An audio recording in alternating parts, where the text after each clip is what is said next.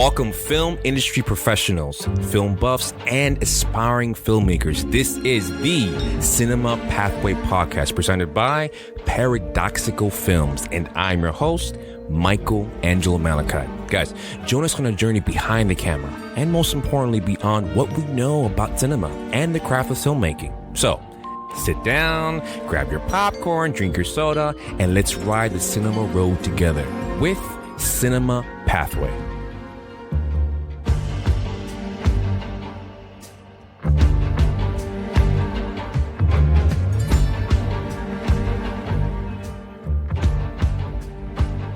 Yeah. Oh, yeah. It is 2024. Welcome back to all listeners across the world to your new film family, Cinema Pathway Podcast with your host, Michael Angelo Malachi. This podcast is for film buffs, film lovers, film critics, people who make films, people who watch films, and people who just like to talk film. You found your new familia, your family. Now, do it with passion or not at all. These are the famous words of our next guest, who I'm deeming the next Franklin D. Roosevelt of the acting world and the premier acting coach to the stars, Miss Passion P-Say Roosevelt. As founder and CEO of P-Say Entertainment, she has successfully produced works in almost every aspect of the art and entertainment world, including stage plays, fashion works, theatrical talk forums, and acting and modeling workshops for over 10 years. Woo! Where do you find the time to do stuff? I don't know. All right. This driving force of passion is also a casting director, a certified life coach, a writer, motivational speaker, and last, like one of our last guests, Miss Juliet Romeo, she is a sickle cell disease survivor. My goodness. With those kinds of accomplishments, we are so grateful to have Passion do the podcast. Take a bow. How do you feel?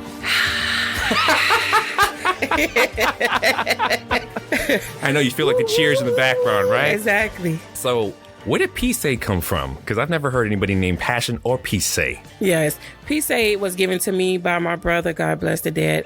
My brother, because he used to come around our house, and every time somebody will talk to him, they'll say, well, P-Say, I should do this. P-Say, I should do that. He say, P-Say, P-Say, P-Say. He was like, I'm going to start calling you P-Say because people always listening to what you tell them to do. And it stuck because before that, my nickname used to be Passion Fruit. Oh. And once he said that P-Say, it just took off. People who I see that went to school with me in elementary, when I see them somewhere in the store, they're like, hey, P-Say. I'm like, you don't even know me of being P-Say. Your Passion Fruit P-Say Roosevelt. Yes. We just added that. Now, let me tell you, I know you've had a controversial upbringing when you were a kid. You wielded guns, dated drug dealers. That's pretty big. I mean, from the hood, right? And everyone knows, the hood in Hollywood have a lot very similar to it. Right. We kind of all run in the same circles. Right. There's the head, there's the tail. When was the moment that you realized that you can use that background to what you're doing today? Well, it always stems from your childhood that lets you, believe it or not, your childhood is your foundation for who you will be as an adult. You could do all the changing and transformations in the world, but you still gonna have that foundation of your childhood that shows, it's like a peek into who you would be in the future. You could either take that childhood and continue to be that all day, every day, or you could take a piece of that and start transforming into something that could go off your childhood, but even greater. Wow. So wielding guns gave you that strength and that passion. You're just gonna go right in there. Yes, I am going to go right in there because people want to know. I mean, obviously, I've already listed everything you're a part of, right? Right. You're an acting coach, you're a writer. Right. How does that relate to film? Having that kind of bravery to wield the gun when you were younger. How does that relate to giving the strength to women and men in working in film today? Well, when I was younger, I used to be with other girls, and we were given the name the Brat Pack. Then some people looked at us like, are y'all a gang? And we like, no, we're not a gang. We're actually smart. We actually get A's and B's and everything. And all of us are in the band or running track, cheer or whatever. But I found myself being the protector of the group. It's because, I'm not nothing but 5'6", but the rest of the girls was probably like 5 feet, 5'2", 5'3", so they were shorter. So, you know, the short girls used to always get teased and picked on. Then you have me that looked like a big old Amazon that's 6. I was smaller and thinner, but I'm 5'6", much taller than them. So I had to be their protector. And when it came to the guns, that's because for some odd reason, I wasn't born in the hood, as they say, because I'm from Carroll City. And they say that's not the hood. Yeah. But I was, how can you say? It was like a magnet. Like, I always found myself connecting with the hardcore people, whether they stayed in my area or across town or whatever. It was easy for me to attach myself to them till I started dating some drug dealers. And you know, when you dating drug dealers, you pick up their lifestyles. You could either start selling drugs too, which I never did, thank God of that. But I picked up the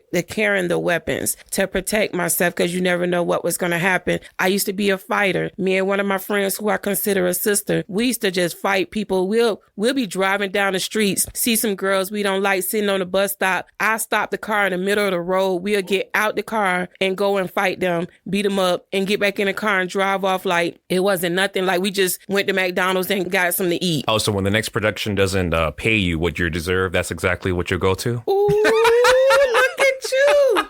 But no, it came with the guns. Yeah. It wasn't nothing that I was showcasing and trying to show people I'm badder than you, whatever. It was, like I said, to protect myself, people around me. Definitely when I was around the drug dealers and their spacing. But it was one moment when I came home, and I came home probably like 3 a.m, and I'm asking my mom, why are you still up? And she said, oh, you home. And then she went and laid down, and I went in my room and was like, wait, so she do that every night until I get home? That hit the core of my heart, that my mom have to sit up not knowing if I'm going to make it in the streets today, that she can't even get her own sleep because she worrying about me. I put the guns up right then and there. You know, it's funny. Your story is very similar to the film world. As actors, as directors, as producers, as writers, as people in the industry, we have to find that kind of strength and resilience to stand up for our work. Right. So basically, your background helped you to become a stronger person in the industry now, where you don't take people's mess. Right. Where you don't take no for an answer. Right. And you stand up for your work. Right. People forget that, I hate to say it this way, but the film industry, the entertainment industry, Hollywood can be a very dangerous place. Yes. People can steal your work. People can steal your identity. People can force you to make films that fit their agenda. Right. And this is something that most people don't really talk about because they're scared, because they're afraid of the retaliation. But your background gave you the strength to say, you know what? I made it through this. I can make it through this world as well. Right. Now, of these skills that you possess, right? The acting coach, life coach, writer, which one has been the most beneficial to your film work, and how has it solidified your place in the film world? Because everything stemmed from me acting as a child, and it opened me up to the directing, the life coaching, the acting coaching. To the acting coaching really came on as because I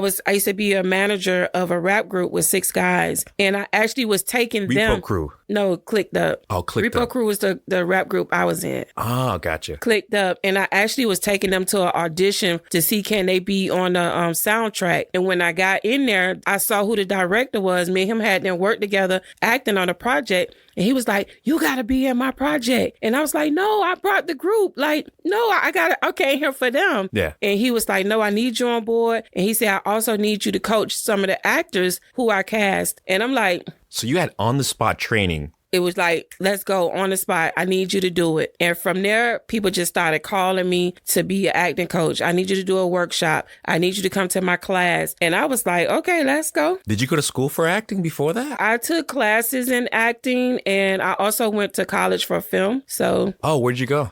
I went to, it's called Miami International University Design Arts and Design now, but it used to be called International Fine Arts College. And that's where they taught you how to act. No, they didn't. No, that one was for film. Okay. My acting came from just like the YMCA's, the Jessica's community centers. Okay. Yeah. See, a lot of people, they don't realize that, of course, I'm not knocking school. School is absolutely amazing. We need an education. Right. So anyone listening to this podcast, please go out and get an education. Right. I went to New World School of the Arts myself, Miami-Dade College, so that's wonderful. My daughter go to New World right now. But people forget that life experiences like the YMCA sometimes teach you more than any classroom ever will. Right. That's why your rough upbringing, the YMCA, those are on-the-spot training sessions. People don't realize this. They think that you have to have instruction by some major professor or go into thousands of dollars into debt, right? There's a lot of student debt right now, especially for people in the film industry, the acting industry, $20, $30, $40, $50,000. They're still paying off today because they felt that they had to do this. If this is the lesson that Miss Passion P-Say Roosevelt is teaching you, learn everything from your life experiences. You have to. Every experience you have in life, that is your classroom. Don't dismiss it because it's from a certain neighborhood or because it doesn't look the way you think it is, right? Correct. Use that as a vehicle to move forward. When you're doing any kind of acting audition, like we were talking about before, right? The acting directors, they don't want to see a cookie cutter version of some famous actor that you know on screen. They want your spirit. They want the way you speak. They want your experiences because no one else has those experiences. And above all else, they want the passion. You're right about that, because I know when I'm doing my casting director, whenever I'm booked to be the casting director on films, I don't even like people to bring me their resumes. Really? Because interesting. I don't care for who you didn't work with and what you done. I want to see what you could do today on the spot for our production. That is a big revelation. Because they love putting certain names because they like, okay, if I put this name and say I work with this person, I'm in. It's like, no, because he or she directed you a certain way. We need to know, can you follow our direction? So resumes get you in the door. But it don't necessarily get you the part. So we're not knocking resumes. Again, right. It's beautiful.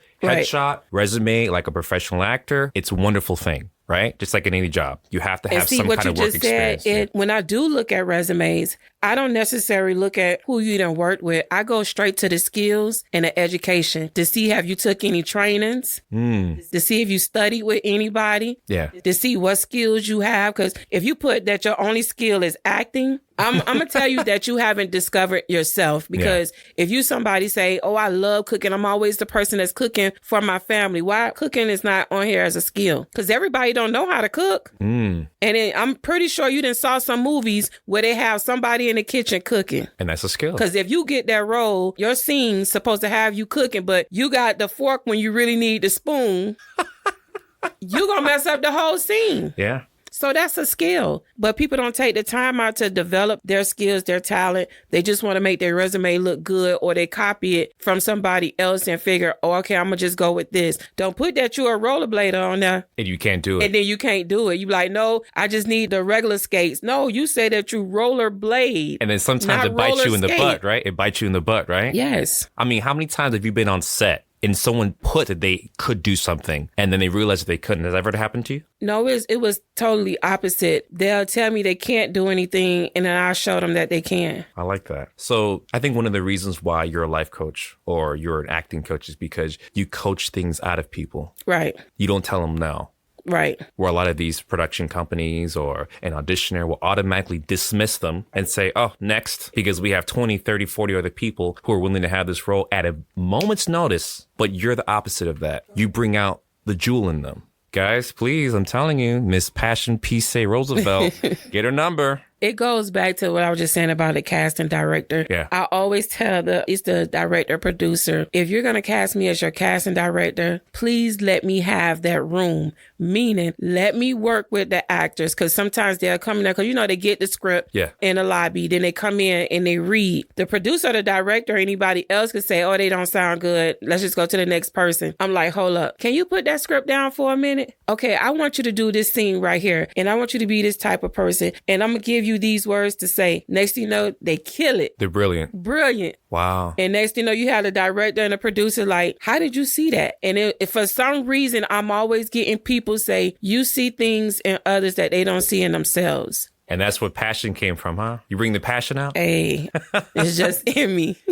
Now, I have to ask this before we stop. I think, what is it, Repro Crew, right? Yes. Your first national debut was a lead rapper in the highly acclaimed rap group Repro Crew, which toured nationally from 1992 to 1994. Hey, 90s, hey. Right? You were a lead rapper, right? Obviously, as a rapper, you have to be quick on your feet and you have to tell a story in a certain rhythm, right? Very similar to what filmmakers and directors and writers do now. How has that affected the way you you approach a role or the way you coach someone now? How's that experience been put into action with your film work? When we was rapping, it taught me how to quickly be on your feet, because sometimes you would be in the studio and you would be rapping one thing and the producer would say, no, I don't want that. I need something else. And you looking like, but I spent all week writing this and now you want me to change it to something else? You don't have time to go and study and go and write, so you learn how to start adapting real quick. And I took that into the acting world. Very similar to a role, right? Where an actor's been studying something for months. Oh, but these lines go this way and I have it set this way. And I already have predetermined the way I'm supposed to say things and do things, very actory, not authentic, over rehearsed. So what do you do in those moments when you have to be authentic, when you have to change it around? As a rapper, it gave you that stamina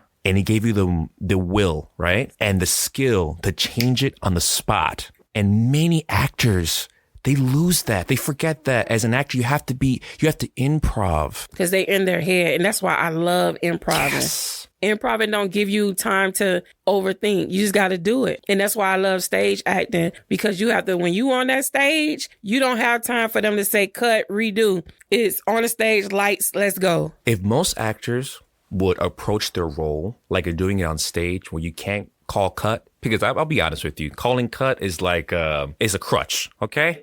A lot of people are like, oh, I can do it again 3-4 times. No. Do it every time. Every time that director calls action, do it like you're doing it for the first and the last time in your life. Yes. Don't absolutely. overthink it. Yes, be prepared to know the lines, be prepared to know the action, be prepared to know the history of the character, but be in the moment. And you know how hard that is? I've always told people acting is the easiest and the hardest thing in the world. It is. It's how you look at it. I have been a part of a production where I rehearsed for months for a character. Oh, probably like a couple of days before showtime, that one of the actors decided that they want to give up and not be a part of it. They couldn't find anybody to fill that role. So they was like, Passion, can you do this role instead? So you're the clutch player. And I'm like, and I love a challenge. So I'm like, sure. And I'm like, what did I get myself into? But when you know the script, because sometimes people just get the script and they only go over their parts. Go over the entire script so you can know how the story go, what your character mean to the story, who you talking to, why are you talking to, why you even exist in this story. So you look at that for every character. And that's why it was so easy for me to adapt, because I already knew that character. And with that, we need to stay tuned as we bite into the passion fruit. You see the passion? You hear all these things about passion. I just love your name and passion fruit, so get ready. You're going to hear it. Yeah. The succulent passion fruit head first as we talk about P-Say's most passionate project so far, which we have to do with love, controversy, and of course, dripping with passion. Did you like the James Earl voice? Did you like that? Yeah. Yes. Yes. But as always, if you feel like commenting and listening to more of this podcast, remember to subscribe to Cinema Pathway Podcast on your favorite podcast platform and visit our online store at paradoxicalfilms.com/store. That is paradoxicalfilms.com/store. Please buy stuff so we can have more of this beautiful podcast to give to you, and get into your Cinema Pathway gear and follow us at Instagram at cinema_pathway_podcast. Again, that is cinema_pathway_podcast for all behind the scenes photos and more. We will be right back with passion. Welcome to Tell Your Story. It is a masterclass hands-on workshop that is presented by Cine Video Tech and brought to you by Paradoxical Films. You will learn how to work with actual film, 16mm, Super 16mm, 35mm, and film cameras. In addition, how to load them and change magazines. Furthermore, the workshop will prepare you on how and what it takes to work on set as a first or second assistant camera, the fundamentals of lighting, and the pathway to become a director of photography. For information about the classes and updates, join us next year. Everything will be posted on our website at www.paradoxicalfilms.com/tell-your-story.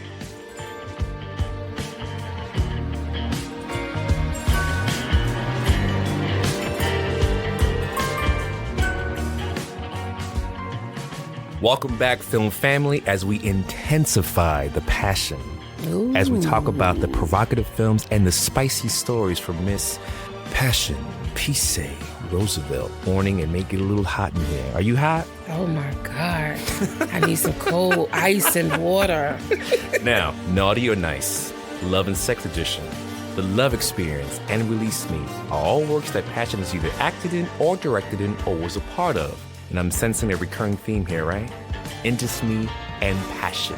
Intimacy and passion are so important, but they're also very delicate subjects in the acting world, right?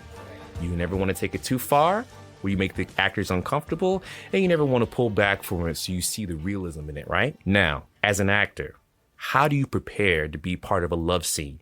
Now remember, it could be kissing, rubbing, or more in front of an entire crew of workers, watching your every move, and then having to do it again and again.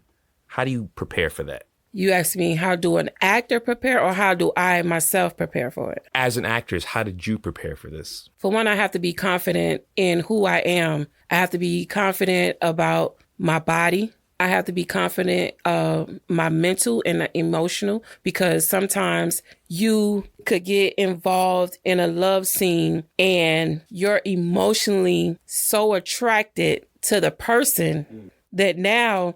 Or you could fake it really good on camera. Let's just put it out there. Right. You know what I'm saying? You start kissing this person like it's your actual mate. No, don't do that. Oh, don't do that. No, you don't do it. You want it to be real, but you don't want to overwhelm that actor. So it's boundaries. So I set myself up, whomever my co-star, I let them know, ask them what's their limits. If we're kissing, do you like the pet kiss? Do you like the French kiss? The tongue?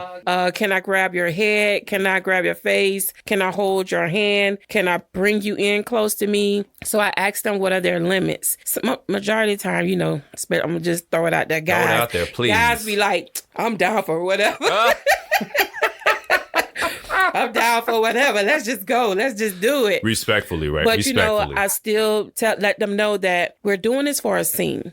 And it has to look real. We don't want to just throw something out there to look like, oh yeah, they're either having sex or he's touching her or whatever. Like I remember for my Release Me trailer, it was a part where me and the guy who was playing my boyfriend, he was trying to touch my breast and everything. He wanted to have sex with me, but I didn't want to have sex. These are what the character's going through. Yeah. So. But he was ready. He just wanted to get in there. Now, mind you, I had to let him know, in real life, I like my breast touched, but I had to realize he's finna touch my breast, but I can't enjoy it because the character don't want him to touch her. So that was like, oh my God, how am I going to be able to do this? Because that's one of the things I like doing, but she has to stay in character. So therefore, I had to take my mind somewhere else. I had to pretend like this is somebody who I would never want to touch me. He's not my man. He's not my boyfriend. This is probably like your husband's friend or a family member or whatever. So you looking at it like, my uncle touching me. Oh, don't do that. So let's just put it out there. This is not porn. This is artistic work. So when this you do a love scene in a movie, right? It's not gratuitous and it's not wrong because God made sex and we know that sex is a real thing. Right. Now you have to respect the person's work, the direction of the character, and I just take it as a free for all. Right. Have you had an experience where a director or an actor crosses that line and says, I'm gonna take this as a moment to enjoy myself, like disrespectfully, because we have to warn people, but it's a real thing out there. It's absolutely a real thing, and I have everyone pay attention. Seriously, this is happening to you. Speak up and say something. Go ahead. Correct. I have been on a few productions, not even just one, where you have either actors taking advantage of other actors, or you have directors taking advantage of actors, or you just have anybody else on the set or you mean on like a production a director crew hitting on taking somebody. on other people. And if you're not in the room, you don't know what's going on. So if I'm going to just say, if I'm an actor and I'm fresh in the game and a director is telling me you have to take your shirt off and it's only me and him in a room and we're rehearsing and I'm fresh in the game, I'm thinking this is what I have to do. You know what I'm saying? It's been situations that if you are brought on a production, know your part first.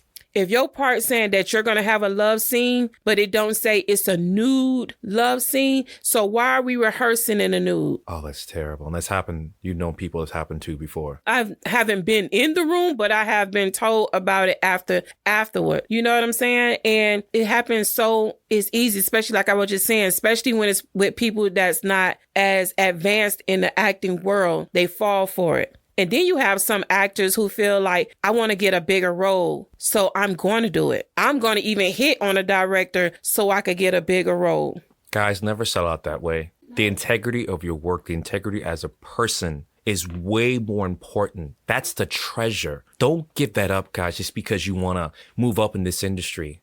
First of all, that's not the way you should do it. And at the end of the day, if you look yourself in the mirror, who are you going to be looking back at? Someone who sold their soul to get to where they're at? Or someone who got it through honesty and integrity. This is so important. I'm sorry. Now, not the passion is coming out in me because this is something I hear all the time. And it's so sad what people will do just to get a role. And let's talk real. In every industry, doesn't matter if it's film, but I think it's especially prominent in the film world because there's so many people out there to choose from. Meaning they could drop you at a drop of a hat. And I'm on to the next person or the next person, very expendable. So people feel like their value is almost like a commodity that has to be sold. If I don't sell my value now, I'm never going to make it. No, if that role is meant for you, if you were meant to move up in that industry, whatever, do it the right way and in the right timing, it's going to happen for you. If I can't do it, I need for you to go ahead and call them other people so they could get that role. I want to feel confident in myself, knowing that my talent got me in a door. Yes. Knowing that my talent is what was being showcased, not because of the things that I was doing behind the scene to get that. I never want to feel like I'm watching a movie and instead of me enjoying the movie, I'm reliving everything that I did just to get that part. You know what I'm saying? And that's why when we're on the set, because as an acting coach, I also have to be an intimacy coach as well by showing some of these people how to have their actual sex scenes. And I have been on a set where the girl is like, where's Passion? I need her in the room because I'm always in the room. And they was ready to film. And I think I was outside doing something else with coaching another actor. Mm-hmm. And she was like, I'm not ready to film till Passion get in the room. Wow. And we make sure everybody get out of the room. If you're not somebody that's holding the boom mic, you're not doing with the lighting, you're not the director. We make sure if you're not needed in that room, get out. Get out. So get out. We even make the mate, like say for instance, if it's a female, her husband can't even be in the room. Because you know why? Once he see another man touching his woman a certain way, you don't know what he gonna say or what he gonna do, even though he know it's not real. So he can't even be in the room. But your emotions are real. We make sure that all movements, if movements are not needed, we're not going to do it. If we're only showcasing the waist up, we don't need him to be grabbing her butt or her grabbing him and everything. We could use that for the next shot. So it is very intricate of what we do when it's dealing with the sex scenes. And yes, you do want to practice. You do want to practice because you want to know how this person is going to feel on top of you, or you want to know how this person is going to feel when they rub against your butt. I was saying to you earlier that, like I was saying, but I like my breast touch in real life. Yeah. You know what I'm saying? But, when you're showcasing some stuff on a film, you have to ask yourself, do I supposed to be enjoying this? Or do I supposed to be reserved a little bit? So know your character. Know what your character is supposed to be doing in this sex scene. If your character is supposed to be all in, know how to go all in without really letting somebody go in, if you know what I mean. Yeah, you have to protect the other person, the other actor. This is actually a physical thing. Remember, there's STDs. Those things are real. So you never want to put yourself in danger just because you want to secure that your health, your mental attitude, and on top of everything, your dignity, your integrity are the most important thing. Right. And if you're not doing this for the film, then don't do it. And make sure you sign a contract and be careful when you sign contracts, because if this contract states that there's nudity or even have nudity, you can't say, oh, I wasn't told that I was going to be nude. The contract stated that.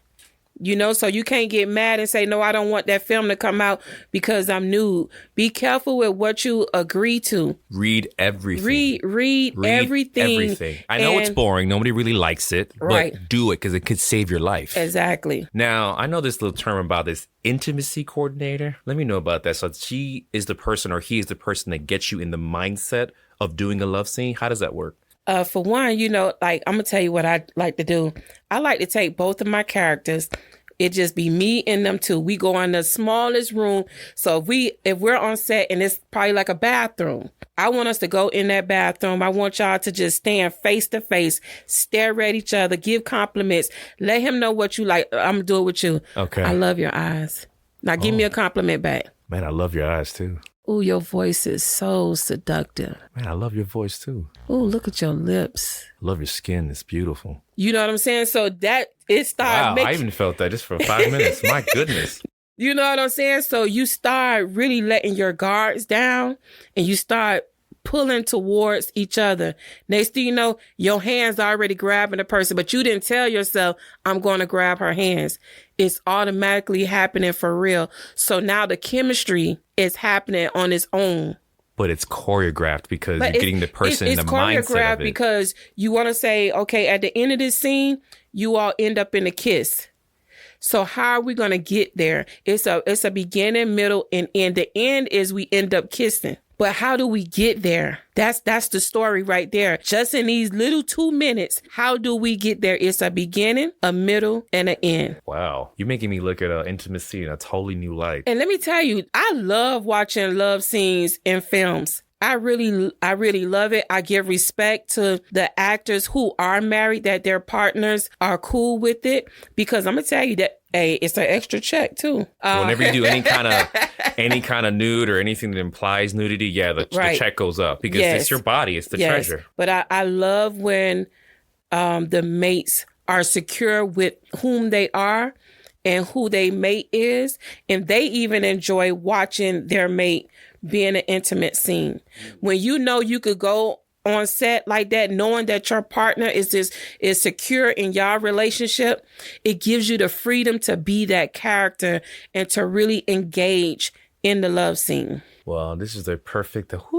Anyone else hot? Be honest, because if you had a mate and you know your mate not going to really want to see you touch it, you're not going to perform well, because you're going to have it in your head, let me not tug on her lips because my wife or my husband is going to have a problem with it. So above all else, this is art. This is art. And if you can't be all in, don't accept the role. Do it with passion or not at all. Do it with just passion or not at all. Because if people don't feel the passion throughout the screen, then they're automatically going to check out. Doesn't matter what you do. I want to feel like y'all been in a relationship forever. If the movie said y'all been married for 10 years and now it's y'all love scene, y'all better perform that scene like y'all been together for 10 years. Wow. I mean, that's definitely because I know some married people who don't have sex maybe once a year, so I get it. Right. So it depends on your character. Yeah, we didn't do anything. Yeah, that's our sex life. Yeah. Yeah, no. But we love each other. Yeah, we sure do. Now, I think this is perfect time to bring this. Okay? Uh-oh. The game called The Hot Spots. Dun, dun, dun, dun, dun, dun, dun. Basically a series of questions where all we do is ask you higher degree questions.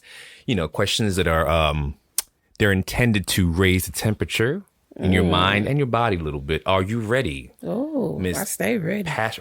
Even the way she said that. I'm like, oh my goodness. You guys feel that in the studio? Okay. Well, this is the 100-degree question. Can I tell the truth? Yes. Nothing but the truth? Yes, all the truth. That's what we want in this podcast. Yes. We want rawness and truth. If you're not going to say the 100% truth with passion, get out. Get out. Number one, were there any actors that crossed the line during the film of Release Me or any other works that you've been in, and how far did they cross that line? Cross the line? No. You can always skip? No, because those are all my productions, and I'm very respectful of either the parents, the mates, their kids, or whatever. But I do, on my applications, I do ask them how far are they willing to go. It don't mean we're going to go there. I just make sure ahead of time that I know that that person is willing to go that far. Ooh, okay. Yeah. 140-degree question. Are you ready? Yes. 10, 10, 10, 10, 10, 10. You like my little thing? Yes, I do. 10, 10, 10, 10. All right. Release Me is a successful play you worked on, which captured the struggles of limited employment for ex-felons. If you had the power to release members of the film community who you believe were wrongly accused of a past controversy, who would you forgive and why? Yeah, it's a little hot. It's a little hot in here, like I told you. The interview might just end right here. People might just turn it off right here. Whatever you're comfortable. But, oh, God. Say it. Say it passion and say it with passion. And, you know, and the reason why is I'm not limited, but I'm really restraining from saying this is because I wasn't in the room. I don't actually know what went down. But to me, it just seemed like it's too many stories. And sometimes people... So who? Bill Cosby. Ooh, okay. So you would forgive him? I would forgive him because, for one, sometimes, and it's in real life. Say it. People let you do what they're willing to do at times because they looked at him like he was a hierarchy person. Did I say that word right? So basically, that if I get with this guy, I might get certain perks in this industry. Right. And then some of them might have been legit where they really were drugged and the truth is you weren't in the room. So you really don't have solid evidence. Exactly. And I think it's very important because I think a lot of actors are demonized in this industry because of a hidden agenda. Yes. They want this actor, they want this certain person out of the way. Yes. So they'll make up some kind of lie, right? Yes. That sounds like it could be the truth, you know, but they slip that lie in there. Exactly. Right? So the truth is, until you know the person is guilty, don't deem him guilty in your mind. Right. How many people right now, what if you got into a controversy? All of a sudden you became this major actress, which I know you're going to be one day. You win an Oscar. All of a sudden someone from Release Me says, oh yeah, she violated me. You know that's not the truth. Right. But then a whole bunch of people who don't like you get into a room, they conspire. Mm-hmm. Hey, if I pay you a certain amount of money, will you testify against this woman because of whatever the case may be? I like that answer. And the reason why I also say that, because this happened to me too, when I used to drive the county bus, Metro bus, we used to have a young guy who used to flirt with all the girls and all the girls liked. But then we had an older guy who did the same thing. They didn't like it when he did it, but they was cool when the younger guy did it. They're doing the exact same thing, but you're willing to receive it from one person. Hypocrite. Exactly. And I think that's what happens in the industry where they're cool with it until somebody else does it. Then now you cross the line. But you opened yourself up for that. Unless it was actual rape and you were saying no, then that person is dead wrong for that. Thank you. And it was consensual. And then if you tell me, oh, this happened multiple times. I need proof. Now, I'm not trying to say that you're wrong. Right. And of course, this is a traumatic thing and nobody wants to go through this. Right, exactly. But if you're not 100% honest and truthful about it and you can give me solid proof, that's not right. Right. Because this is a person's career. This is a person's livelihood. This is the rest of this can follow them for the rest of their life. So before you open your mouth, be 100% sure that you're saying the truth and nothing but the truth. Right. So help me God. So help me God. And if the person have done that, then God would make sure they have their day. And you know how many people right now who are felons who probably don't deserve to be there because someone falsely accused them? Exactly. That's why I like Release Me. Yes. Because it's honest. Yes. And with that, and I was going to give you a 200-degree question, but I'll save that question for the next part of the podcast. You ready for that? You better do it. I don't know why we're doing ASMR now, but since you're here in the studio, it kind of feels real. And with that, please stay tuned as we bite into more of this succulent passion fruit, which is passing P-Say Roosevelt. But as always, if you feel like commenting and listening to more of this podcast, remember to subscribe to Cinema Pathway Podcast on your favorite podcast platform and visit online store at paradoxicalfilms.com/store to get all of your Cinema Pathway gear and follow us on Instagram at cinema_pathway_podcast for all the behind the scenes photos and more. We would like to take a moment to thank our partners who help make this podcast possible. Cine Video Tech has been providing film equipment, training, and services to the film industry both inside and outside the U.S. since 1968. M2 Films, which provides directing, writing, and assistant director services, and ComTV, offers consulting and production services for a wide range of entertainment, marketing, advertising, and commercial projects.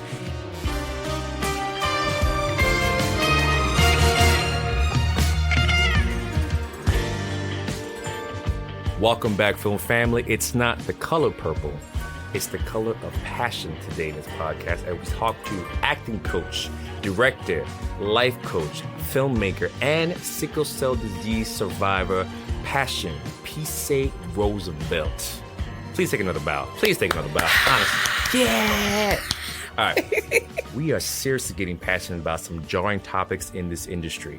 We don't aim to make you uncomfortable, but if the following topics stir something inside of you that make a positive change, then God is good, right? Yes. C is for compassion, and as a sickle cell disease survivor, I'm sure you're no stranger to adversity and unfairness in this industry, right? Correct. All right. What is the cruelest example of injustice you've seen for people that have disabilities in this industry? I'm gonna be honest. One of my favorite reality shows is Big Brother. And they now have their applications open for the next season. Yeah. So I clicked on the link to go to the application. It says have to be in excellent, great shape. And that immediately normally would have shut me down and say, oh man, I love Big Brother. I want to be a part of it. But they say you have to be in excellent shape. I know once I put that I have sickle cell anemia on the application, they're going to automatically decline my application. So it's stuff like that. They haven't, so you never know. But I get what you're saying. I was happy that this last season that they had their first hearing impaired person on there, Matt. So it made me feel like, you know what, God, I'm gonna still just fill out the application because you never know. I might be the first person that has an actual disease on there. Or I might be the first person that could represent sickle cell on that show. So I think sometimes, even though when we see that certain productions or whatever discriminate or say they don't discriminate, but they really do, even though they have it where they're not looking for people in wheelchairs or on crutches or a broke foot or amputees or whatever, still apply for it because you never know. You might get in the room and they might love your aura so much or love your talent so much that they're willing to adjust their script just for you.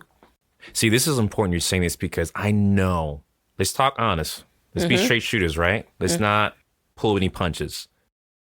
When you're casting something, not you specifically, but other directors, right? Right. I'm pretty sure that that's the first thing. They're like, oh, I don't want this. I want this actor or actress to be perfect health, perfect shape, perfect looks, perfect this, perfect voice. The list goes on. Right. Let's be really honest, right? Right. But you don't realize that if that person has a disability, they've had to struggle more.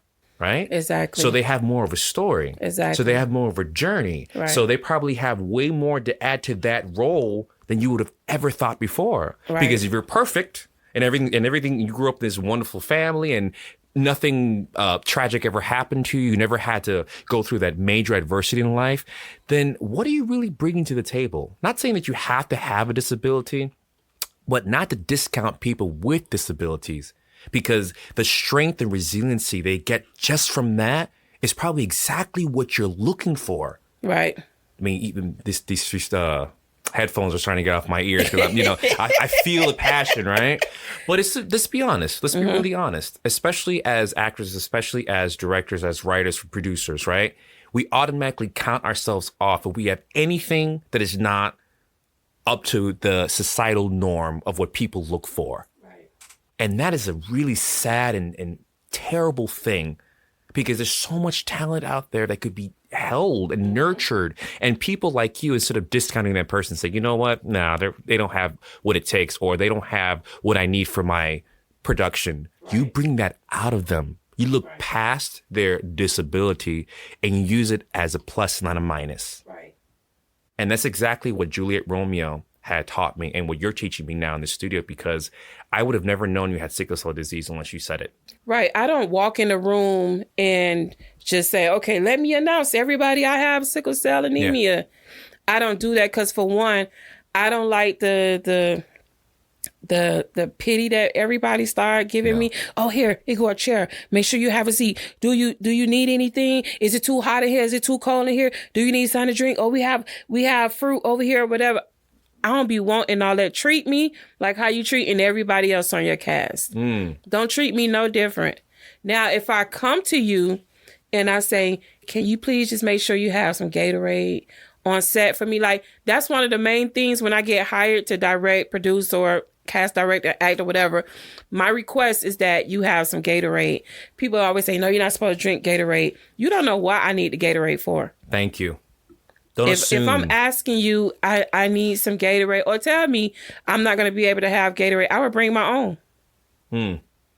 But those are the things that I like to do. Now, don't get me wrong. Sometimes I do like to tell a higher person that's on a production that I have that, because just in case they do see me leaning against the wall, they know that I'm not just being lazy. I'm in some type of pain and I just need to press against the wall right quick. Or if you see me sitting down, just give me a couple of minutes. Trust me, once I get back up, I'm gonna be ready to go. So I do tell them, so if they see me doing that, they'll understand. I have worked, I think it was last year, I had worked on a play, and the person know that I have sickle cell, and I love the person with all my heart. But it was that one time I was sitting backstage and I was doing my job exactly how I was supposed to be doing it. But I had the chair that I was sitting in. And then it was because I hadn't asked other people, because these people, once they got on that stage for that one scene, they didn't have no more scenes. And they want to be involved. And I was like, okay, I tell you what, help me with the props. You know what I'm saying? You get the props for this scene. You get the props for this character or whatever. We had a organization going on. This was also helping me because for some reason that day, sickle cell was hitting me hard. But I like to still just push. I don't like to sit there and soak in it. So I'm pushing through. And then the director said, why are you sitting in the chair? And I was like, oh, but everything's flowing. Everything's going good. And then they was like, no, but I need you up and I need you to go do this. And I was like... So he was discriminating against you just because you had to sit down a few times? Even though the job was getting done 100%? Yeah, the job was being done. So then when I got up and I went to go get the props, I came back, the chair was gone. And I said, now mind you, it's a whole bunch of actors and other production people standing right here. And I said, who moved the chair? And they said, I moved it because I need you on your feet. I'm not going to embarrass or be confrontational with a person that's the highest person on board in front of everybody else. So I stood there in pain and still did my job.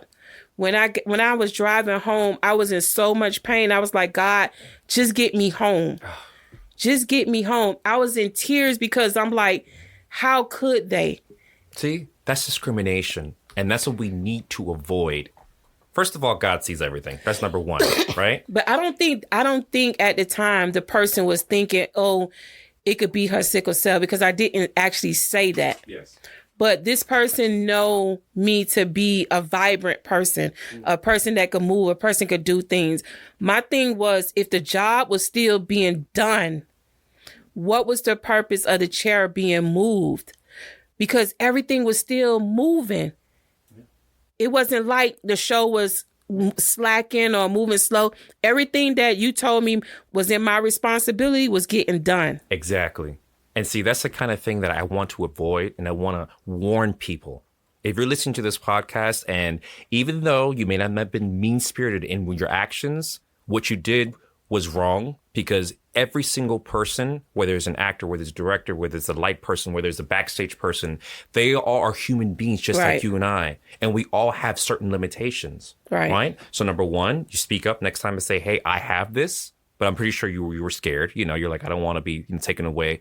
But number two, people need to be compassionate to each other on set. Right. In life in general. Right.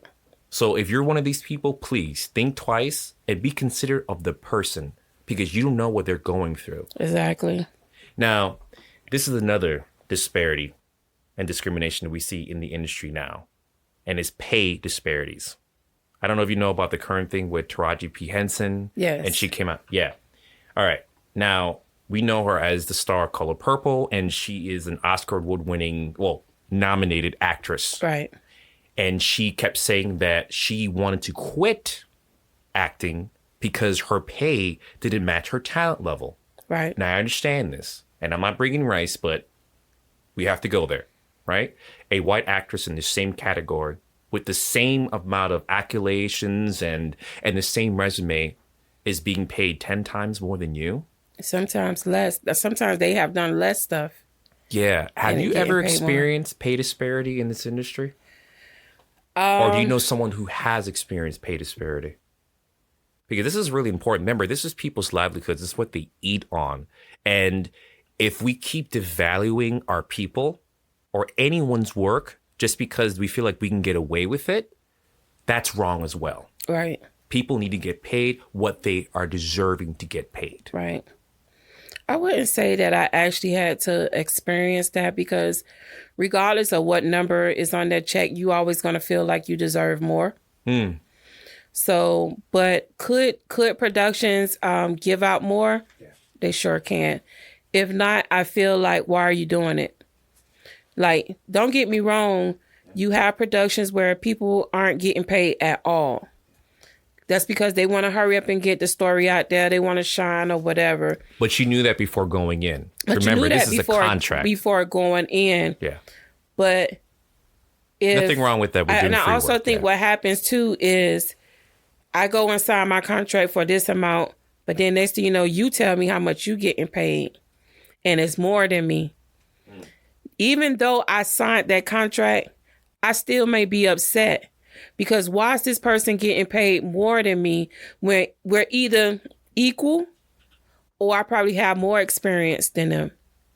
But because you said this amount to me, because I'm thinking, okay, maybe this is what everybody else is getting paid, or I'm trying to look out for you because you're telling me this is what you have to offer, and I go ahead and sign it. But if you're going to be fair, have everybody else either getting that same pay, or let me know why I'm not worth getting paid more. And don't be greedy. But if I have the talent, if I have the experience, yes, pay me like you know that.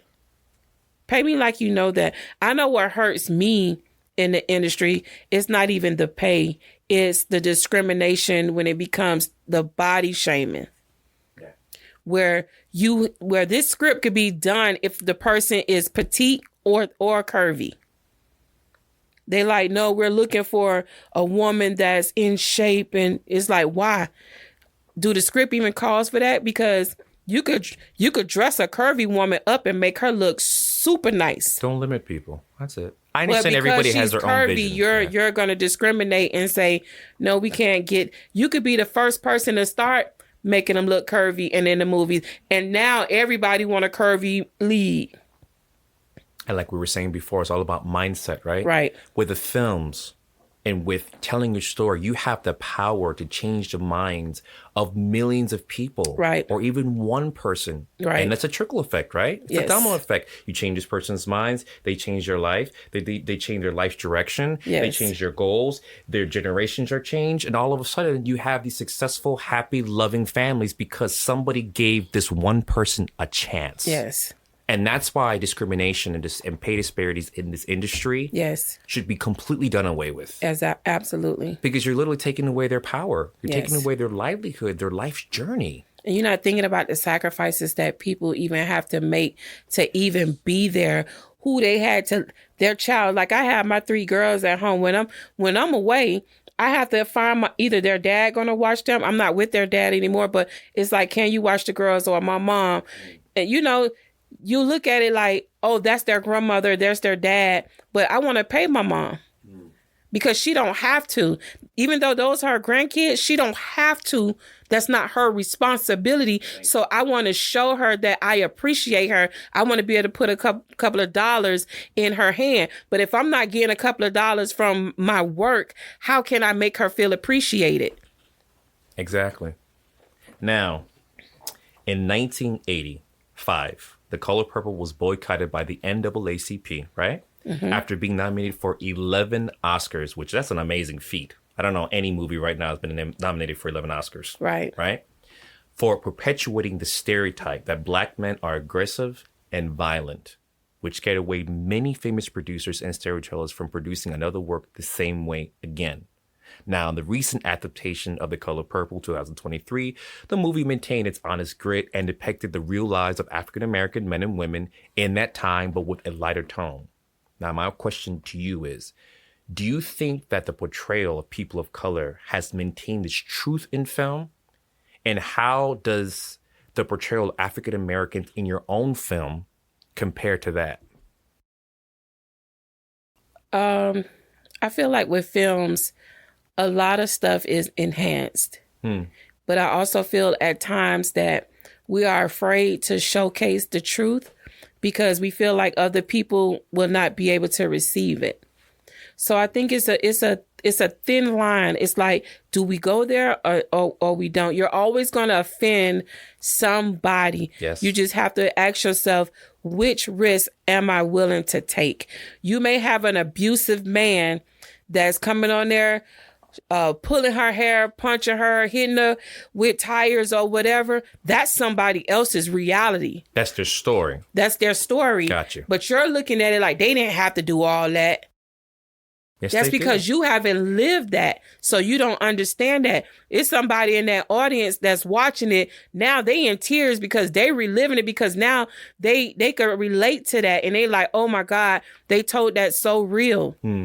So you have to ask yourself, are you willing to take that risk in telling this story? You know, I always feel, and this is something that I've always had I've felt in my heart. I always feel like people of color, whether it's Latinos, African Americans, people other than, Anglo-Saxons, I think we're always, throughout history, we've always been criticized the hardest. And not by other groups, by our own people. By our own people. It's never done correctly. Right. Oh, this is too much of this. Yeah. Oh, you stereotype this. Oh, I feel bad about this. It's Right. like, it's never ending. Right. Have you ever written something that you felt you were scared of writing this story because you were afraid of backlash or being blackballed by the industry? Because this is something that I think many people, there's so many stories out there that haven't been told, I think because of this, because we're so afraid of what people might say. Right.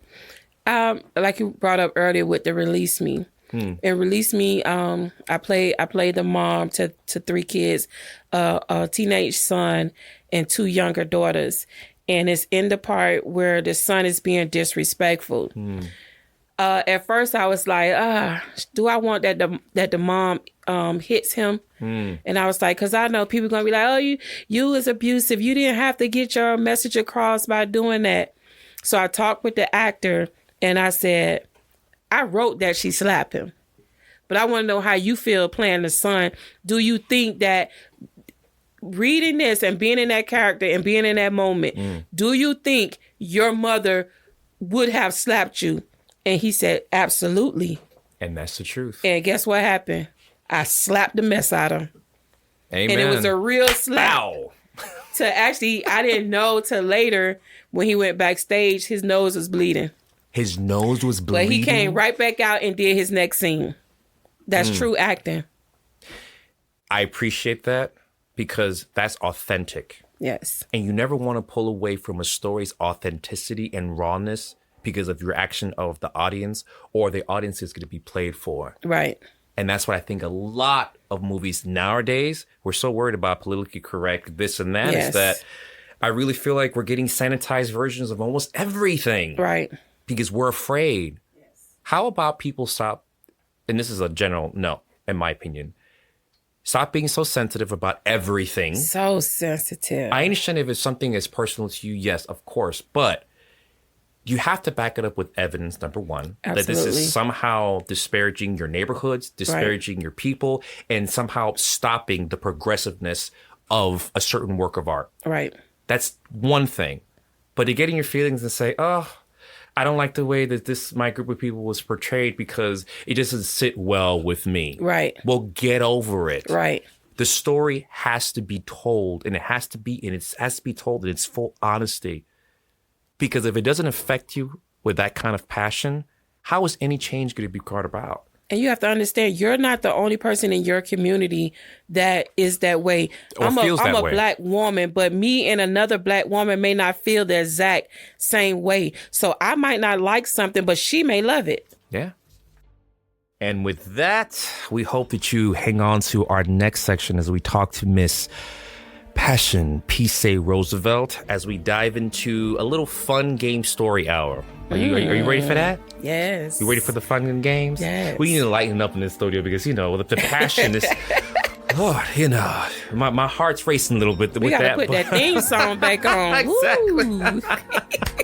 And please, of course, if you feel like commenting and listening to more of this podcast, remember to put that passion into action and subscribe to Cinema Pathway Podcast on your favorite podcast platform and visit our online store at paradoxicfilms.com/store to get your Cinema Pathway gear and follow us on Instagram at cinema_pathway_podcast for all the behind the scenes photos and more.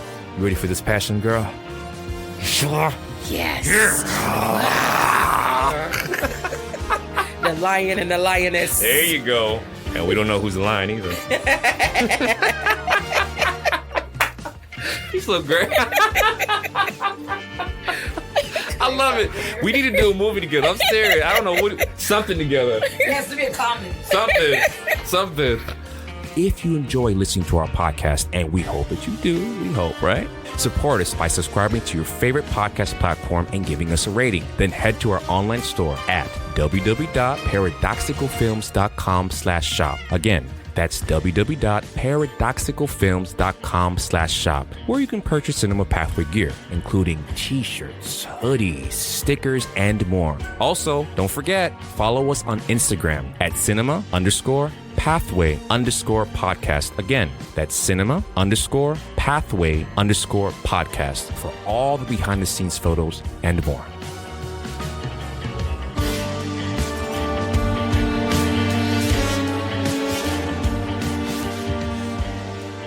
Welcome back, film family, as we talk to the embodiment of passion on this podcast hour, Miss Passion P-Say Roosevelt. I like the way you say that. Yeah, P-Say. You want some P-Say today? All right. We have never done this on this podcast before, but we're all about film. We need to know your thoughts on the current topics and emerging trends hitting the film industry and challenging our right to film as we know it. All right? Oh. In a segment we are calling P-Say Pass or P-Say Fail. P-Say Pass. Oh, wow. P-Say I like Fail. that. That theme song's copyright. Don't take it. All right. Basically, P-Say Pass if you would put this current issue into the laws of film, meaning you would keep this, or P-Say Fail if you get rid of this altogether. Okay. And why? You ready for P-Say Pass, P-Say Fail? Ready. P-Say Pass. All right. Number one, P-Say Pass or P-Say Fail. The continued and developing use of AI-generated content that includes all actors and talents across all genres, which could be film or voiceover. So basically, the issue is AI is being used to replace some actors, but using their voice and likeness to create more works, even when they're not present on the scene. So basically, they'll get your work or your likeness and the way you speak, this one scene, and then they'll literally use a computer to generate more scenes Right. without you being present, which Right. takes away work from actors, takes away work from people in Right. general. P-Say Pass or P-Say Fail? I pass. I mean, I pass. And the reason why I pass it is because I myself have had my productions where the date of the show, two of my leads didn't show up. Had I had something like an AI to step in and take over, I wouldn't have felt like, oh my God, what am I going to do? I would have been panicking and everything because I would have had that security knowing that I have something to step in and take the place of those characters that's not there no more. Instead, I had to now gather everybody up and break different scenarios up and give people extra lines and everything. And sometimes you never know now the extra lines that you didn't gave to these actors is now overwhelming for them. Because it was already hard for them to learn the lines that they already have. And now here it is, you throwing extra lines. So with AI, it gives you that sense of security, like insurance. I never thought of it that way. Yeah. Okay, you threw me off, but amen. That's what we have our... I love that. Okay. So in moderation, you say AI in moderation, is good. yes. Don't let it take over the entire industry. Yeah, I wouldn't put it as a first choice. Got you. It's only insurance just in case. AI for insurance. Yes. I like that. Okay. Number 2, P-Say pass or P-Say fail. Smaller budget films are being debuted online using platforms such as Netflix and Amazon versus debuting traditional big budget films in movie theaters, right? See, we know that most talent strive for big screen commercial success. But one day, those smaller budget films may become the norm. And then those big budget Hollywood monstrosities may be something that'd be very rare. Right. Now, P-Say pass, P-Say fail. Are you for more smaller budget films becoming the majority and the big budget films becoming a minority? I would pass it because especially majority of my personal films that I have done are short films. So I definitely would pass it because my short films are no different than a feature film. It's just as good. I have just as great actors in it. We put in just as much as time as a feature film. It's just that a feature film, you just have longer days that you're on set. And you probably have more characters or whatever, but we still have to follow the same protocol. Wow, that makes sense. All right. So P-Say pass. Yes. All right. Number 3, more social commentary in film. With the emergence of Christian movies depicting today's society measured by the moral values of the Holy Bible, the emergence of Oscar award-winning movies like Moonlight, which addresses issues with the LGBTQ, did I say that right? LGBTQIA plus. Okay, all right. And 13, the Netflix original documentary focusing on the intersection of race, justice, and mass incarceration in the United States. There seems to be more social commentary in films than ever. P-Say pass, more films like this, or P-Say fail, I've had enough. Pass because we're educating people. We're educating people and we're allowing people to see life from somebody else's perspective. Because like I said, as a Black woman, if I'm only watching Black films, I'm only going to know about my race. I'm only going to know about Black women. But if I watch other shows that now let me know how a Hispanic mom has to cook, the food that she cooks. So now when I go to a restaurant, I want some of that food that I saw her cook on that show. All because I saw the love that she put in the ingredients or whatever, or how the actors, when they was pretending, well, sometimes they eat it for real. You know what I'm saying? But even now smaller budget. It interests me. You know what I'm saying? Yeah. And now you could sympathize as well as empathize with people when you see someone crying. Just because they're not a Black woman don't mean I can't go over there because this is a Hispanic man. What? So social commentary, the use of AI and smaller budget films, right? Becoming the norm. As long as it's being used in moderation, right, it's good. Yes. Don't take advantage of it. Don't take advantage. And, I see that. I'm totally down for that. I like that. And most of your films have basically had an element of all three, right? Right. So this is something you would champion for. Yes, I love talking about things that people are afraid to talk about. Like what?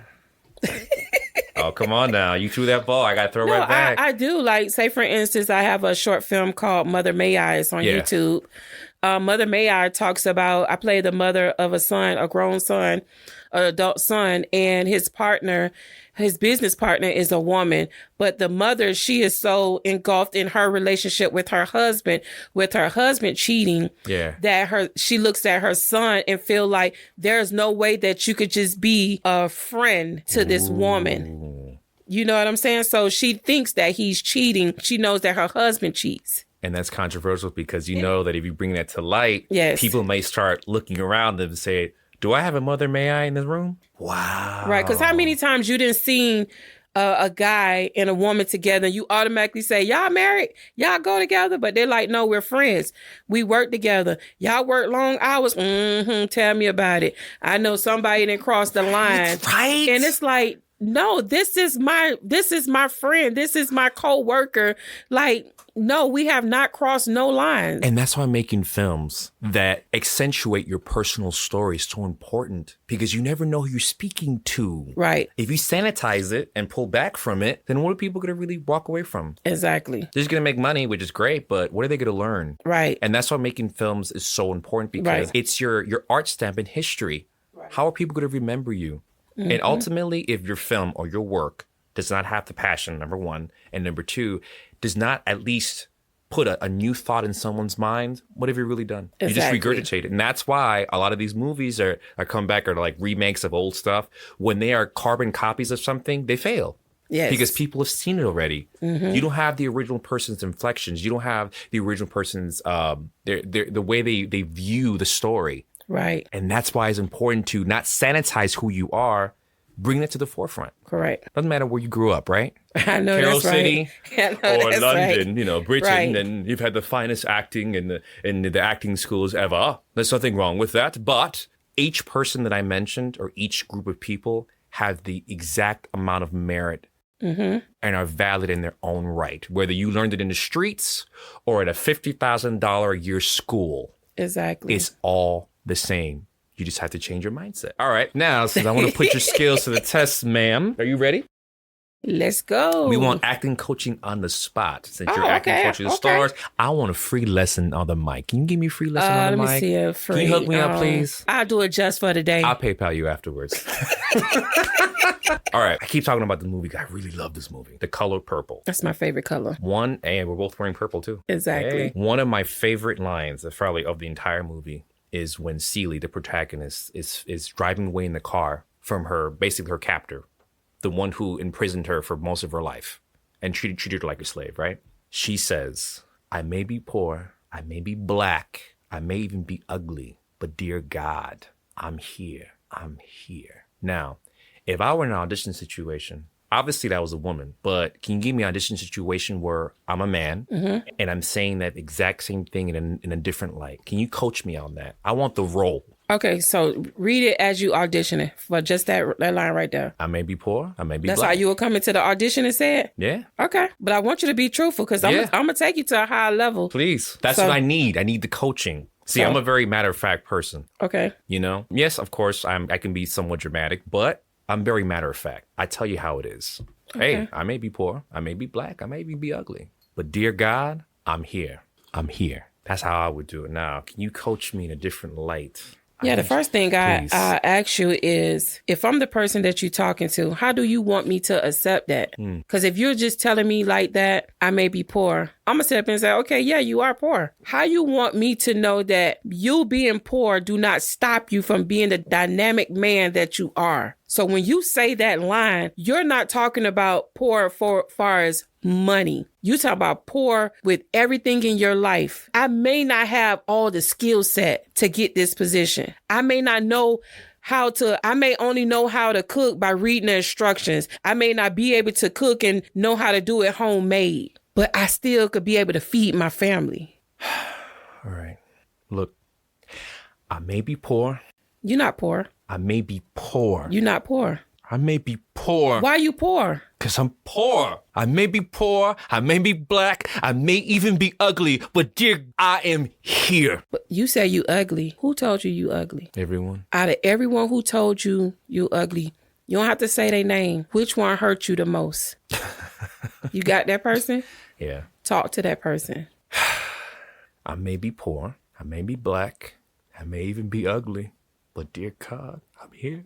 And then let me add on this. How as being black have stopped you from getting the things that you desire? I may be poor. I may be black. I may even be ugly. Okay? But dear God, I'm here.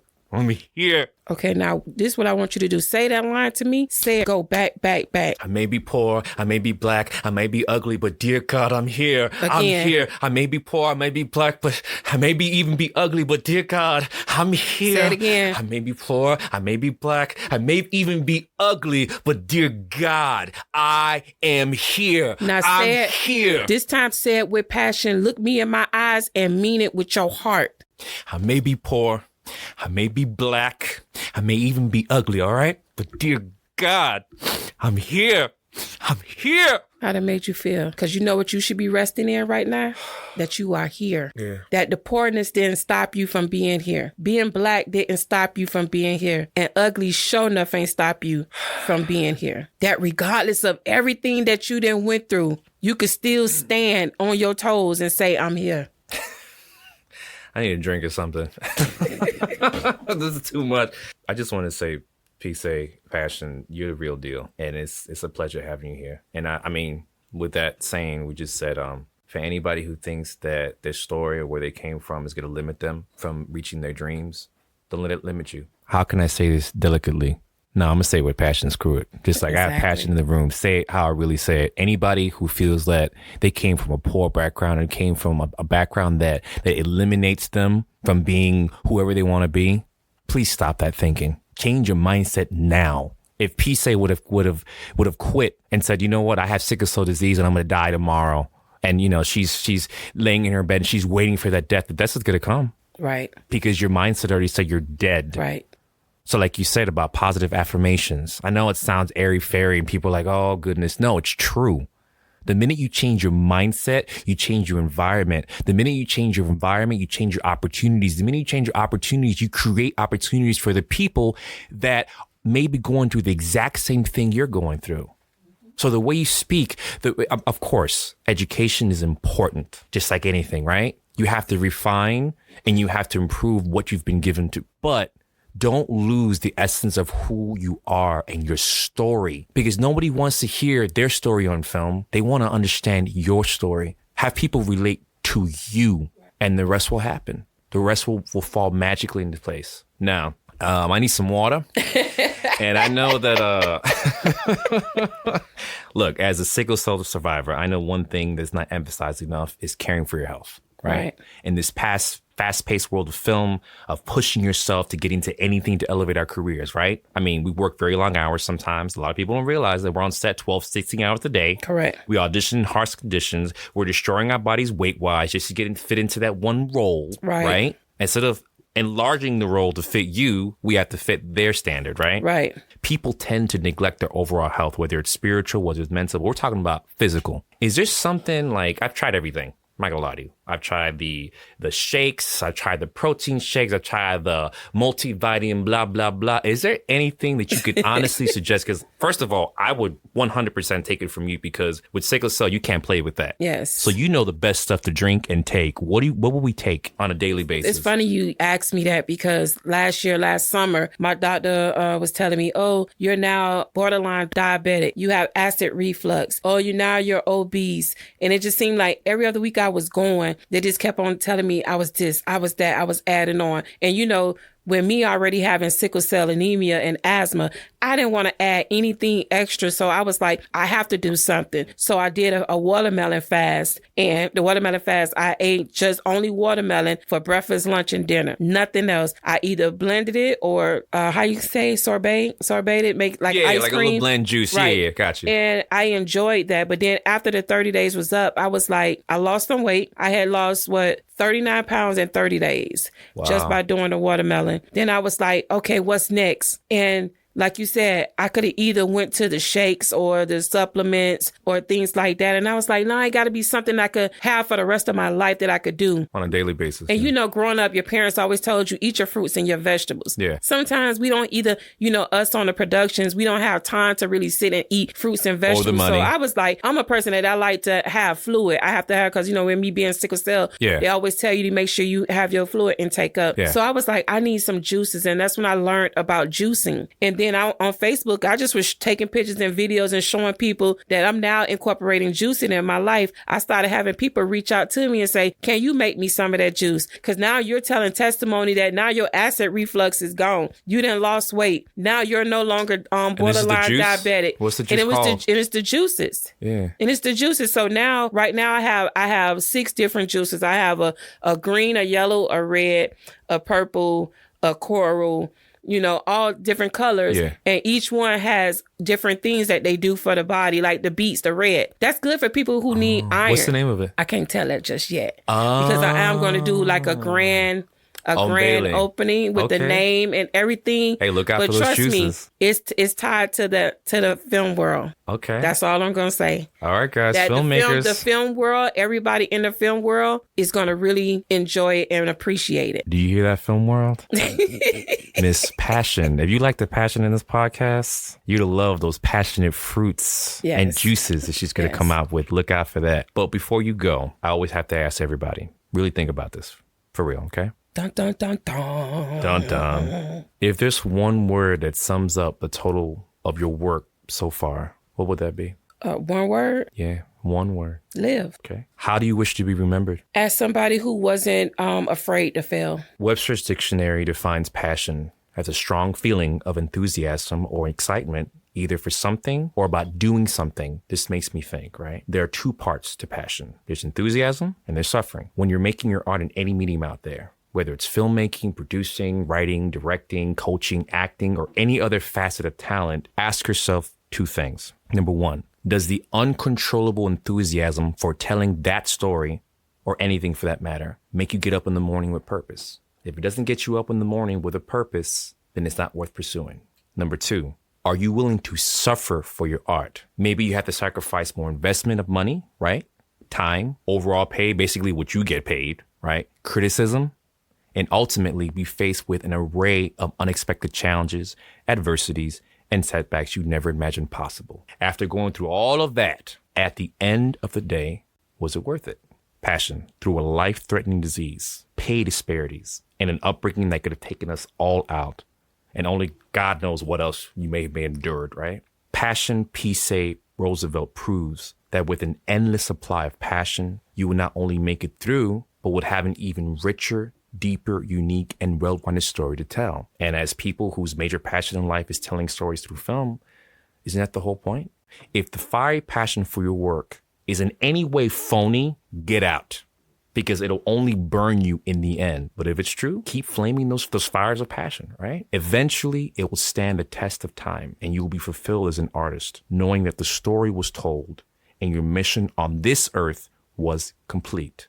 Long after we are gone, as we've seen in history, a story can live forever, but it is first ignited with passion. Guys, we need to hear your passion. If you want to comment, if you want to say something positive or negative on anything you've heard in this podcast, all we want is honesty, guys. We want the truth.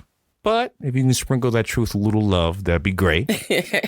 Don't slam us online either, Put please. some passion on it. Put some passion on it, but, with respect and love. We hope that you remember to subscribe to Cinema Pathway Podcast on all your favorite podcast platforms and visit our online store at paradoxicalfilms.com/store to get all of your Cinema Pathway gear, and follow us on Instagram at cinema_pathway_podcast for all the behind the scenes photos and more. And before we go, where can we check you out? Oh, God, let me see. You could check me out because I'm also a motivational speaker.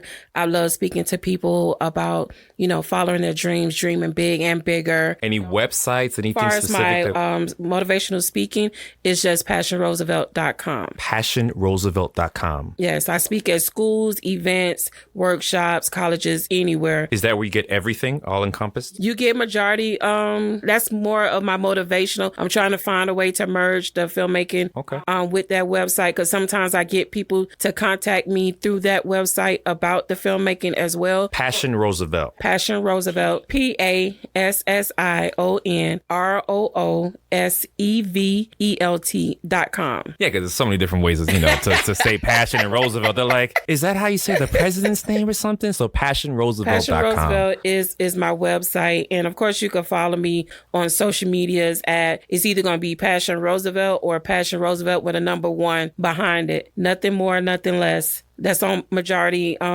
every social media. I don't know if I could plug this or not. I have a link. I have a link tree where you could go and support me and invest in yourself by getting some of my journals that I have on Amazon. I have journals for women in films, regardless if they're a director, writer, producer, or they are the engineers, the sound people. What's the names? What are the names? That one is Women in Films Daily Journal. I have Women in Films Daily Journal. And I have one for actors. It's called the Actor's Life Daily Journal. Then I also have on Amazon as well, I have journals for those that's either living with sickle cell or know somebody that's living with sickle cell. So I have journals for sickle cell warriors as well. All these journals, you're going to get some manifestations. You're going to get some affirmations. You're going to get a personal letter to yourself. You're going to have some feelings. In all these journals, you'll be able to find some affirmations. You'll be able to find some manifestations. There's going to be a note to self, because sometimes we need to talk to ourselves. Of course, you're going to have I threw in some fun stuff like, crossword puzzles, just to entice the mind at times. And then it's also some blank pages, because your story, no matter if it's made up or if it's the truth, it's still your story, because whatever you write down on paper can come to life. If that means that you want to be the lead a Hollywood film, write it down in that journal. Write down some action steps. So I love all my journals. I write in on my daughters, write in their journals that I provide for them. Yeah, my juices, my journals, the motivational speaking, the acting coaching. Like I said, I normally go to film festivals where I'm an acting coach, a master class for the acting coaches. I travel to do acting coaching. I come on set to do acting coaching. I'm all around. I'm available for acting, directing, producing, writing. But the main site is passionroosevelt.com. Yes. You want to get in contact with this lovely. That's easier for it's a contact page on there, and you just let me know what you need, and we'll make it happen. Guys, I hope you enjoyed this podcast with Miss Passion, P-Say Roosevelt. Until the next time. To our listeners, thank you again for joining us in the Cinema Pathway podcast today. I'm your host, Michael Angelo Malachi. Our producer and director is the lovely Juliet Ason, and our associate producer is Victor Hugo Pereira. The executive producer and editor is Freddie R. Rodriguez. This was a presentation by Paradoxical Films. And please visit our website at www.paradoxicalfilms.com. Again, that's www.paradoxicalfilms.com for more information about today's podcast. And you can also email us if you like at cinemapathway@paradoxicalfilms.com. Again, that's cinemapathway@paradoxicalfilms.com, where you can send all comments, suggestions for all future episodes. Lights out!